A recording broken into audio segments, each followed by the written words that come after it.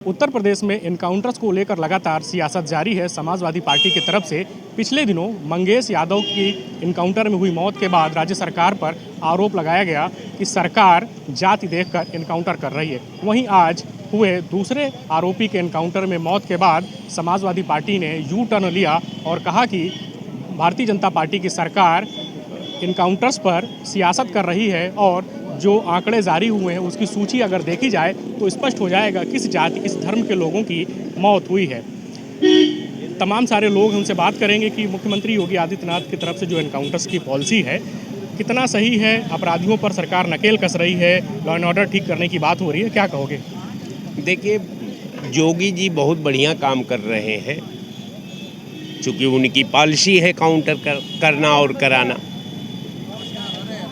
लेकिन एक बात जनता प्रदेश की और तमाम लोग जानना चाहते हैं कि काउंटर के लिस्ट में जो लिस्टेड अपराधी होते हैं उसकी क्राइटेरिया क्या है। अगर आप बगैर क्राइटेरिया का अगर मान लीजिए कि इसमें बदले भी काम कर जाएगा, इसमें द्वेष भी काम कर जाएगा, इसमें डाह भी काम कर जाएगा, इसमें अमीर और गरीब का भी हथियार सेट हो जाएगा, तो देखिए हम लोग काउंटर के विरोधी नहीं है, आप काउंटर करिए। लेकिन जितने आपने काउंटर अब तक कराया है, जरा अपराध की श्रेणी के जो अपराध के मानक भारतीय दंड विधान के अभिलेख में अगर आपने एंट्री कराया है तो जरा उसका डाटा देश और प्रदेश की जनता देखना चाहती है कि वो किस डाटा के आधार पर वो काउंटर लिस्ट में गया है और इसके बाद आपकी पुलिस ने काउंटर कर दिया है।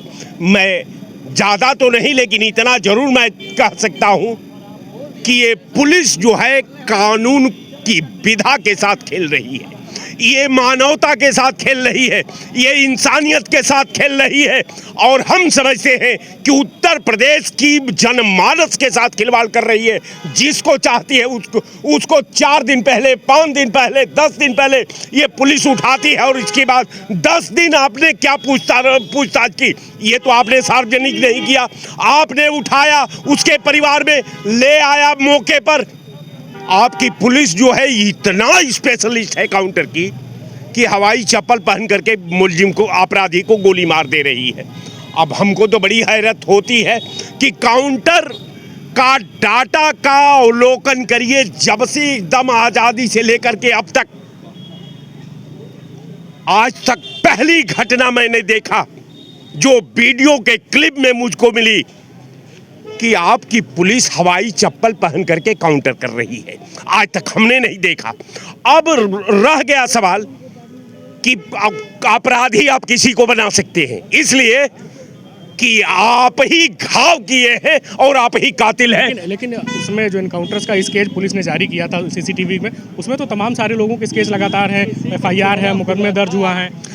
मुकदमा दर्ज हुआ है क्या? सार्वजनिक मुकदमा दर्ज हुआ है कि आपने मुकदमा एंट्री किया है, आपके पास अभिलेख है, आपके पास स्याही है, आपके पास कलम है, आप ही को दर्ज करना है, आप ही को अपराध सिद्ध करना है, आप ही को काउंटर करना है। इस तरह होता है। कुछ लोग सवाल खड़े कर रहे हैं एनकाउंटर्स पे। एक तरफ ये भी है कि राज्य सरकार का दावा है कि अपराधियों पे कार्रवाई हो रही है, सरकार अपराधियों की जाति धर्म देख कर कार्रवाई नहीं कर रही। क्या नाम है आपका और क्या कहेंगे? मेरा नाम विवेक कुमार पांडे है, मैं राष्ट्रीय लोकदल से जुड़ा हूँ। देखिए, मुझे लगता है कि ये जो बातें यहाँ पे हो रही हैं वो पूरी तरह से संवैधानिक दायरे की बातें हैं। और अगर किसी भी एनकाउंटर को लेकर के विपक्ष को या किसी को भी कोई संशय है, समस्या है, मेरा ये कहना है कि आप न्यायालय में उस चीज़ को चुनौती दीजिए ना। आप न्यायालय में जाते नहीं हैं, आप केवल खड़े होकर के मीडिया में या सोशल प्लेटफॉर्मों पे केवल कह देंगे, उससे आपके जो तथ्य हैं क्या वो सत्य साबित हो जाएंगे। अगर आपको लगता है कि उसमें कोई भी दोष है, गुण दोष के आधार पे कार्रवाई होती है, गुण दोष के आधार पे ही न्यायालय अपना निर्णय देता है। अगर आपके पास कोई तथ्य है तो उसको लेकर के आप न्यायालय जाइए ना। आपने बड़ी बड़ी इकाइयाँ बना रखी हैं, अधिवक्ता सभा बना रखी हैं, लेकिन क्या कभी विपक्षी कोई अधिवक्ता सभा, कोई एक पीड़ित बता दे जिसके लिए कि वो न्यायालय गए हों? जब आप न्यायिक प्रक्रिया का अनुसरण ही नहीं कर सकते तो आप न्यायिक प्रक्रिया पर सवाल कैसे उठा सकते हैं?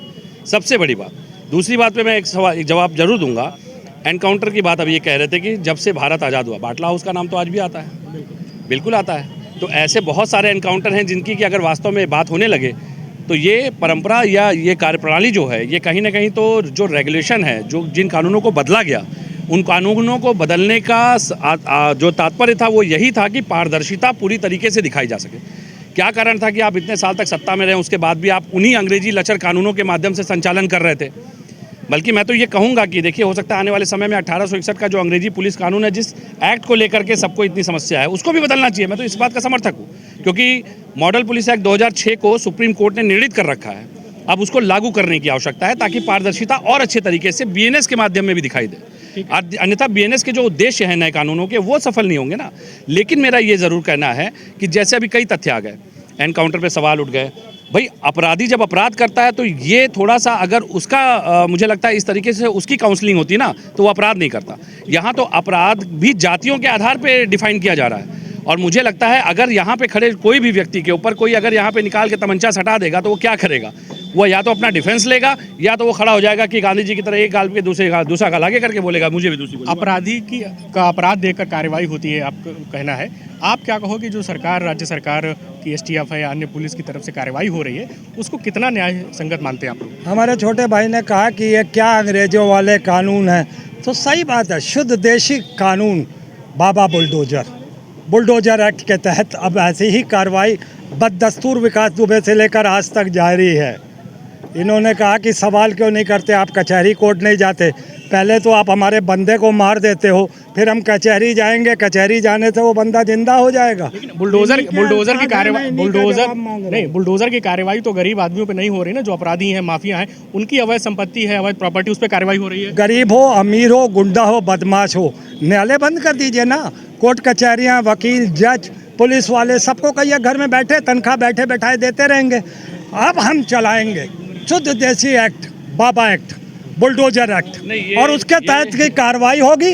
जो उखाड़ना उखाड़ लो बाबा, तो वो कहते हैं। कुछ लोग कह रहे हैं कि बाबा का जो बुलडोजर है उस आधार पर कार्रवाई हो रही है, नहीं देखा जा रहा है। ये जो कार्रवाई हो रही है, बुलडोजर की कार्रवाई हो रही है, अपराधियों पे इनकाउंटर्स हो रहे हैं, उस पर क्या कहोगे आप? ये तो बिल्कुल सही हो रहा है। जो भी कार्रवाई हो रही है वो सिर्फ माफियाओं के ऊपर हो रही है। किसी सामान्य व्यक्ति पे कहीं भी हुई हो तो बताएं, वो तो कहीं हो नहीं रही है। और अगर किसी को कोई बात कहना, विपक्ष को कहना है, तो न्यायालय में आके कहे। वहाँ से तो न्यायालय में कोई आएगा नहीं, ना कोर्ट में। अपीयरेंस कहीं दी नहीं गई है आज तक।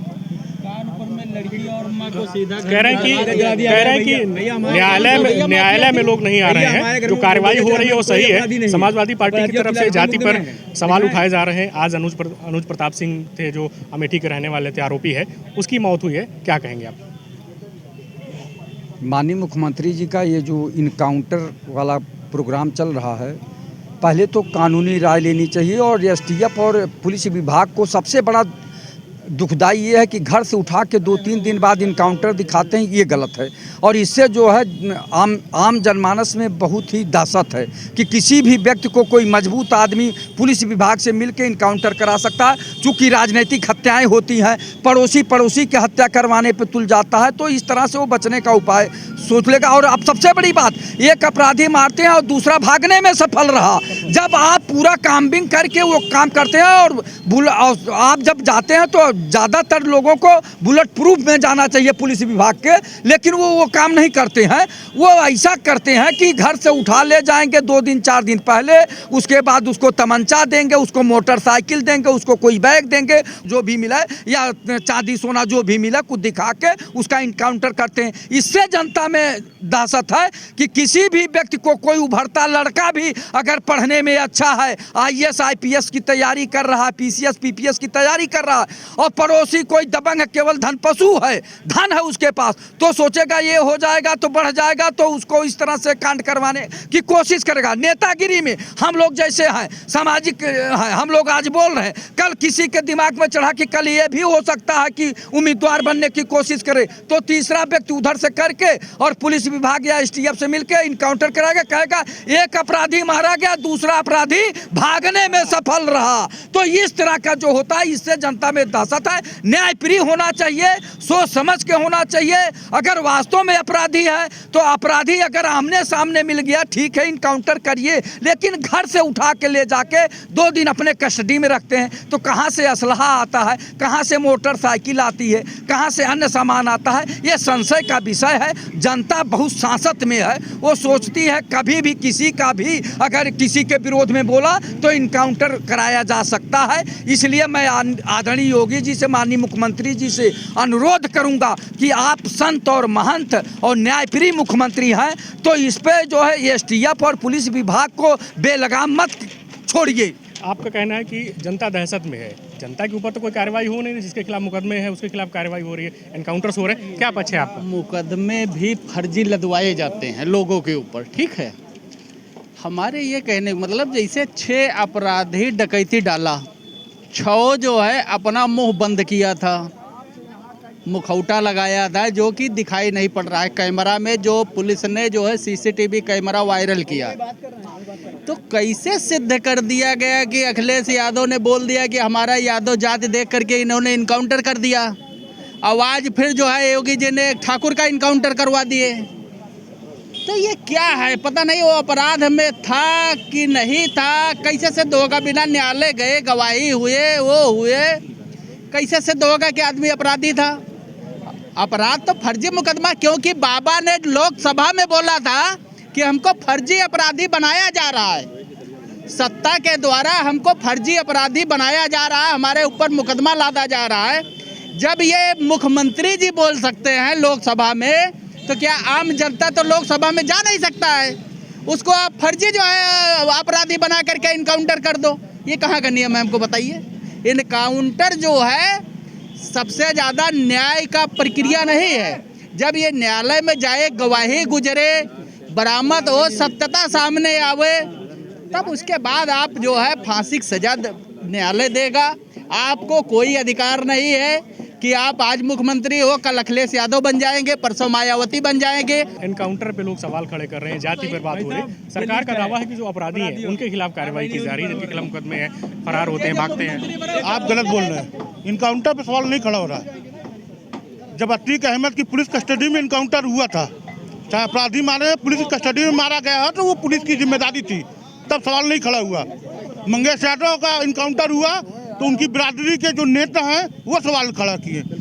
अब माननीय मुख्यमंत्री जी की बिरादरी का इनकाउंटर हुआ, मुख्यमंत्री जी को भी सवाल खड़ा करना चाहिए इस इनकाउंटर पे, क्योंकि यहाँ बिरादरियों की सरकार होती है, यहाँ आम जनता की सरकार नहीं होती। पुलिस का तो कहना है कि हम अपराधी पे कार्रवाई करते हैं, अपराधी की जाति देख पर तो कार्रवाई नहीं हो रही ना।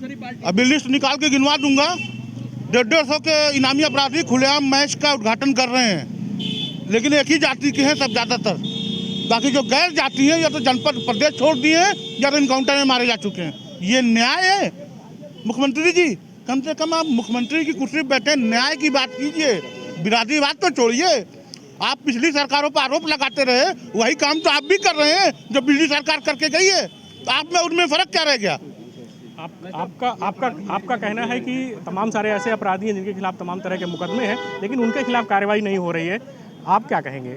जो लगातार बात हो रही है, जाति की बात हो रही है कि जाति देखकर कार्रवाई हो जा रही है, सरकार का पक्ष है कि हम अपराधी की जाति और धर्म देखकर कार्रवाई नहीं कर रहे हैं। सरकार अपराधी की जात, यहाँ इन लोगों ने भी यही तो किया है, अपराधी की जाति देख करके देश में अराजकता फैलाई। अब बता रहे हैं कि वो 10 साल में पैदा हो गए जो तो लिस्ट लेकर के घूम रहे हो, लिस्ट लेकर के घूम रहे। तब तुम्हारी औकात नहीं थी कि किसी के ऊपर तुम उनके ऊपर कार्रवाई कर देते। आज जब कार्रवाई हो रही, अभी वो यादव मारा गया तो यादव में हल्ला उठा रहे थे, अभी वो मोहम्मदन मारा जाएगा तो मोहम्मदन में हल्ला उठा रहे, हाय तौबा करेंगे। अब ठाकुर गया तो ठाकुर में यहाँ लोग हल्ला उठा रहे हैं। क्या कैसा तुम लोग देश चाहते हो? तुम देश आतंकवादियों का देश चाहते हो, देश में अराजकता जो आदमी खा कमा रहा है, जो गरीब आदमियों को तुम गरीब आदमियों को मारना चाहते हो, और गरीब आदमियों को तुमने हमेशा मारा है। पिछली सरकारों ने गरीब आदमियों का हक लूटा है, गरीबों का हक लूट करके आज तुम यहाँ पहुँचे हो। आज तुम 10-10 फॉर्चूनर से चल रहे हो, तुम्हारे घर में परिवार में 10-10 लोग तुम्हारे हैं, तुम उसकी बात नहीं करोगे। अब गांधी परिवार का मैं पूछना चाहता हूँ, वो उसने कौन सी खेती की, कौन से उसके बगैचा थे जो कि 10-10 हज़ार करोड़ का पैसा उसके पास 47 से यहाँ तक काज पैदा हो गया। और तुमने तो इस देश को ही लूटा, चाहे दलित हो चाहे पिछड़े हो, सबको तुमने लूटा है और सबका लूट करके अपनी तिजोरी भरी, उसके सारे नेता तिजोरी भरे हैं। आज जब उस पर कार्रवाई हो रही है तो तुम बता रहे एक साथ ही नहीं हो जाएगा। जो 60 साल का बुढ़े से तुम जो 60 साल बुढ़ा पूरा ज़िंदगी बिता दिया नौकरी करके, तब उसकी जाके 1 लाख रुपया तनख्वाह होती है। जो भाई नया कल पैदा हुआ उसकी 8,000 रुपया तनख्वाह 10,000 होती है। और उसके बता रहे 10 साल में भाजपा ने क्यों नहीं किया। 60 साल आपका कहना है कि अपराधी सिर्फ 10 साल पे नहीं बन गए, पूर्ववर्ती जो सरकारें थी उनके संरक्षण से अपराधी पन पे, माफियापन पे और अब उनके खिलाफ कार्रवाई हो रही है, तो समाजवादी पार्टी हो या अन्य जो विपक्षी दल है उन्हें दर्द हो रहा है। आप क्या कहेंगे इस कार्रवाई को लेकर? देखिए सर, अपराधियों से प्रदेश की जेलें बिल्कुल भरी हुई हैं। अपराध पहले इतने जघन्य होते थे, आज से 10 साल पहले कोई सुनवाई नहीं होती थी। दिन दहाड़े लोगों की इज्जत लूट ली जाती थी, लोगों को मर्डर कर दिया जाता था, मुकदमा नहीं लिखा जाता। वो भी दौर हम लोगों ने देखा है। आज कानून व्यवस्था के मामले में बहुत अच्छा चल रहा है। अपराधी कम से कम डर रहे हैं, इस वजह से क्राइम कम हो रहा है। पहले के ज़माने में 2-4 साथी हुआ करते थे। एक IAS थे, आपको याद होगा, नोएडा विकास प्राधिकरण के अध्यक्ष थे। उनके घर में घुस करके हाकिमों से पूरे परिवार को मारा गया, नंगा कर दिया गया। लेकिन इसी गौर समाजवादी सरकार के मुख्यमंत्री माननीय मुलायम सिंह यादव ने कोई कदम नहीं उठाया। पूरा IAS एसोसिएशन हड़ताल पे था, लेकिन किसी की सुनवाई नहीं। भाई हम कुछ नहीं कर सकते। बताइए, ऐसे सरकारें चलती हैं क्या? सरकार कानून व्यवस्था चलती है, गरीब आदमी से मालामाल, गरीब आदमी प्रसन्न है, लोगों को कानून व्यवस्था पे भरोसा है। और नहीं तो भाई साहब यहाँ से वहाँ जाते, लूट जाते, कोई पूछे। ये जो अपराधियों पे जो कार्रवाई हो रही है, तो जो विपक्षी दल है, चाहे समाजवादी पार्टियों ने, तो ये लोग सवाल क्यों खड़े करते हैं? अपराधी होते हैं उन्हीं के ऊपर, हमारे ऊपर क्यों एक को मुकदमा नहीं है, आपके ऊपर नहीं है, आपके क्यों मुकदमे नहीं है? मुकदमे उन पे होते हैं जो वास्तव में अपराधी होते हैं, कुछ ना कुछ करते हैं, चाहे चोरी करें, चाहे डकैती करें, रिक्शा वाले को मारें, अच्छे आदमी को मारें, वही तो अपराधी बनते हैं। 20 मुकदमे, 25 मुकदमे लदे हुए हैं, 100 मुकदमे लदे हैं, जिनके ऊपर 50 मुकदमे हो जाते हैं, उनको इनकाउंटर कर देते हैं। या सही पहले विवेचना करें, या सही है कि निरपराध न मारे जाएं, अपराधी हो तब उसकी पहचान करके ही उसका काउंटर अगर संभव हो तो बचाया जाए, निरपराधी के ऊपर कोई गोली न चलाई जाए। हमारी 10 साल पहले हम लोग घर से नहीं निकल पाते थे, क्या इतना अपराधी था? नहीं, आज जो आप कह रहे हो, जब से बसपा आई है तो मतलब पहले के हम लोग बंद रहते थे अपराधी की डर से। ऐसा कुछ नहीं, अपराधी कौन नहीं है। आप जाइए, आरोप लगते हैं कि पूर्ववर्ती सरकारों में अपराधियों को संरक्षण दिया जाता था। अपराध नहीं है। अभी कोर्ट में जाइए, कचहरी में, वो पहले डिब्बा खोलता है पेशकार कि 20 रुपये इसमें डालो, तब फाइल आगे बढ़ेगी, तो वो अपराध नहीं है। अपराधियों पर कार्रवाई होनी चाहिए और उसको लेकर ही लगातार सवाल खड़े हो रहे हैं। क्या कहोगे आप?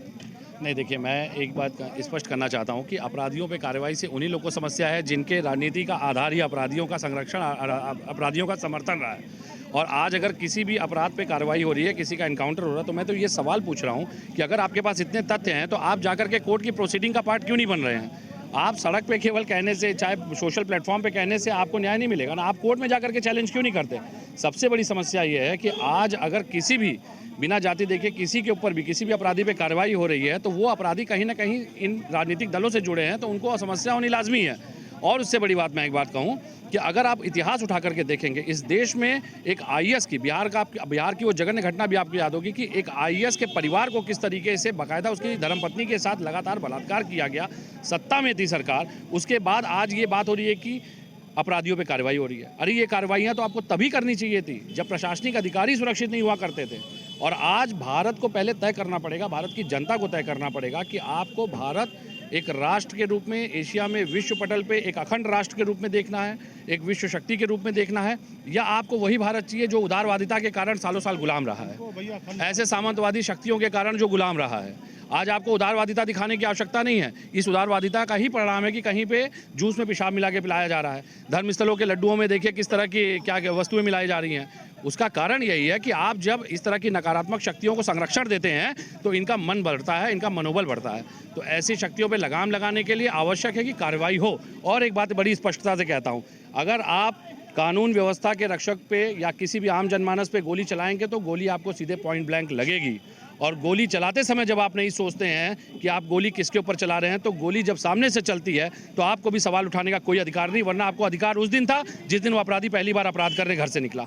उस दिन आपको उसको रोकना था। जब आपने अपनी जिम्मेदारी नहीं निभाई तो कानून अपना काम करेगा। कानून संविधान बहुत सारे लोग हैं जिन्होंने अपनी अपनी बातें कही। लोगों का ये कहना है कि अपराधियों पर कार्रवाई होनी चाहिए, कानून का राज स्थापित हो, तभी चीज़ें व्यवस्थित रहेंगी। वीडियो जर्नलिस्ट सुंदरम केसरी के साथ धीरज त्रिपाठी, लाइव टाइम्स, लखनऊ।